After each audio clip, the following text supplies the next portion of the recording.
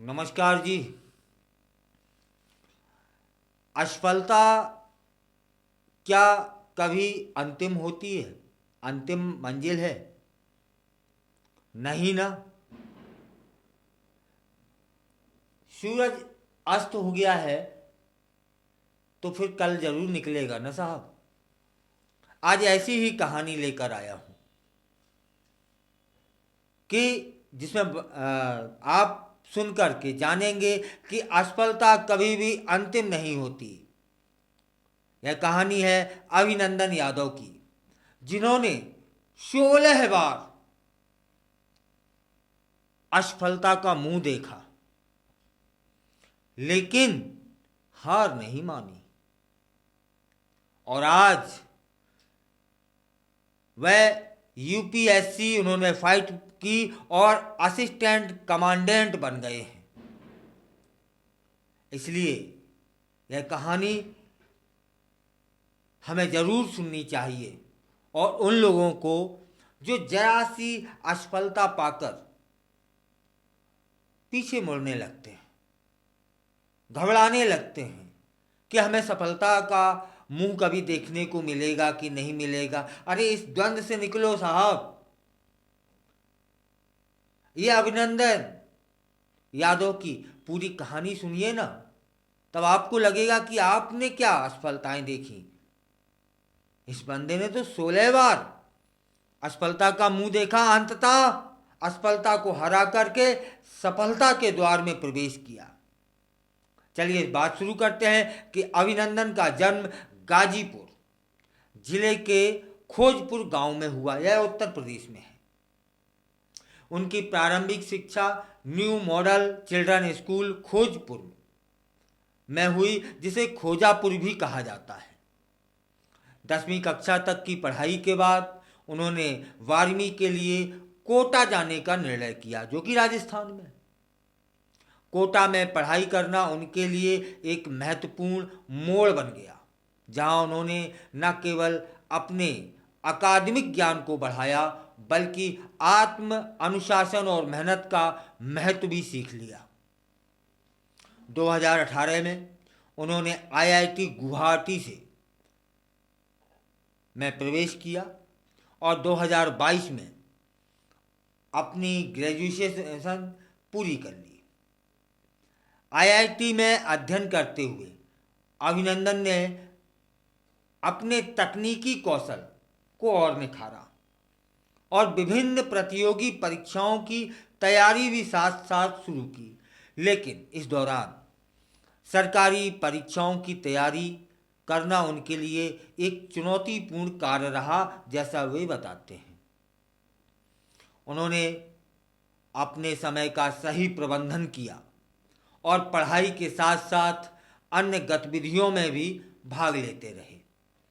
अभिनंदन ने 2017 से 2024 तक एसएसबी की लिखित परीक्षा पास की, लेकिन हर बार मेडिकल समस्याओं और खराब स्किल के कारण इंटरव्यू में असफल हो जाते थे। एक दो बार नहीं, 4-5 बार नहीं, 16 बार। यह एक कठिन सफर था, लेकिन उन्होंने कभी हार नहीं मानी। उनके संघर्ष ने उन्हें मजबूत बनाया। आज सफलता पर हैं, तब कह पाता हूं कि उनका संघर्ष ही उन्हें मजबूत बनाता रहा। आज वह यूपीएससी असिस्टेंट कमांडेंट की परीक्षा में सफल हुए। उनकी यह सफलता न केवल उनके लिए बल्कि सभी युवाओं के लिए प्रेरणा है, जो अपने सपनों को पूरा करने के लिए संघर्ष कर रहे हैं। 2022 में स्नातक के बाद अभिनंदन का प्लेसमेंट एक प्राइवेट लिमिटेड कंपनी गुरुग्राम में हो गया। यहाँ काम करने से उनकी जो कम्युनिकेशन स्किल है, जो गड़बड़ा रही थी, उसमें सुधार हुआ। गांव की शिक्षा के कारण उन्हें अंग्रेजी नहीं आती थी, कमजोर थी, लेकिन प्राइवेट जॉब ने उन्हें आत्मनिर्भर बनने और अपनी कमज़ोर जो भाषा है उसमें कौशल प्राप्त करने का मौका दिया। मतलब वो रिटर्न पास कर जाते थे, लेकिन इंटरव्यू में इंग्लिश कमज़ोर होने से फेल हो जाते थे, और एक दो बार नहीं 16 बार। तब उन्होंने कहा, क्या किया कि अब हमें जॉब करना है। क्यों करना है? या ऐसे माहौल में जाना है जहां मेरी अंग्रेजी भाषा पर पकड़ बन सके। और उन्होंने ऐसा किया। आपको आश्चर्य होगा, 12 घंटे जॉब करते थे और 12 घंटे के बाद में पढ़ाई करते थे। हैं? संघर्ष तो रहा होगा ना साहब। 12 घंटे शरीर को थकाने के बाद कौन पढ़ सकता है, लेकिन वो पढ़े। उन्होंने अपने सहकर्मियों से संवाद करने और नई चीज़ें सीखने का हमेशा प्रयास किया। जो नए दोस्त बने जॉब के दौरान, उनकी जो भाषा थी उस पर वो गौर करते थे। धीरे धीरे करके अंग्रेजी जो उनकी कमजोरी थी उस पर उन्होंने पकड़ बना ली। अभिनंदन स्वयं बताते हैं कि उन्होंने सर्विस सिलेक्शन बोर्ड एग्जाम में कम से कम 16 बार इंटरव्यू दिए। हर बार वह इंटरव्यू से बाहर हो जाते, लेकिन लिखित परीक्षा में हर बार पास हो जाते। इसका सबसे प्रमुख कारण उनकी अंग्रेजी स्पीकिंग विफलता थी। लेकिन गुड़गांव में प्राइवेट कंपनी में नौकरी करते हुए उनकी अंग्रेजी में सुधार हुआ। उन्होंने अपनी कमजोरियों को पहचान कर उन पर काम किया और धीरे धीरे आत्मविश्वास हासिल कर लिया। एक दिन बताते हैं कि मैं दिन में 12 घंटे काम करने और रात में पढ़ाई करने के साथ साथ खुद को खाना बनाना भी स्वयं को सिखाया। अब इस अनुभव ने उनके आत्मविश्वास को नया आयाम दिया, ये उनका कहना है। सोचिए, और हर कदम पर वो सीखते रहे, अपनी कमजोरियों को दूर करते रहे, लेकिन असफलता की परछाई को पास नहीं फटकने देते थे। और उन्हें अपनी पहचान बनाने में यही सब चीज़ें मदद कर गईं। अब वह न केवल एक बेहतर पेशेवर बन गए हैं, बल्कि एक स्वतंत्र व्यक्ति भी बन चुके हैं। अभिनंदन का यह सफर सिर्फ असफलताओं का नहीं है, यह निरंतर प्रयास और दृढ़ संकल्प का प्रतीक भी है। उन्होंने यह साबित कर दिया कि मेहनत और लगन से कोई भी मंजिल पाई जा सकती है, कितनी भी असफलता के बाद भी। उनका यह अनुभव हर युवा को प्रेरित करेगा कि कभी हार न माने, अपने सपनों को पीछे न छोड़ें, सपनों के पीछे दौड़ते रहें। उनकी कहानी हमें यह भी सिखाती है कि असफलता केवल एक कदम है जो हमें हमारी मंजिल तक पहुंचने से रोक नहीं सकती। अभिनंदन ने अपने अनुभवों से सीखा कि हर असफलता हमें कुछ न कुछ नया सिखा के गई है और हमें मजबूत बना के गई है। उन्होंने अपने लक्ष्य को पाने के लिए जो मेहनत की, वह सभी युवाओं के लिए एक उदाहरण हो सकती है। अभिनंदन यह भी बताते हैं कि उनके परिवार का समर्थन उनके लिए बहुत महत्वपूर्ण था। जब वह निराश होते थे तो उनके माता पिता हमेशा उनके साथ खड़े हो जाते थे। उनका विश्वास और प्यार ही था जिसने अभिनंदन को आगे बढ़ने की प्रेरणा दी। परिवार के सहयोग ने उन्हें कठिनाइयों से उबरने और अपने सपनों को पूरा करने के लिए उत्साहित किया।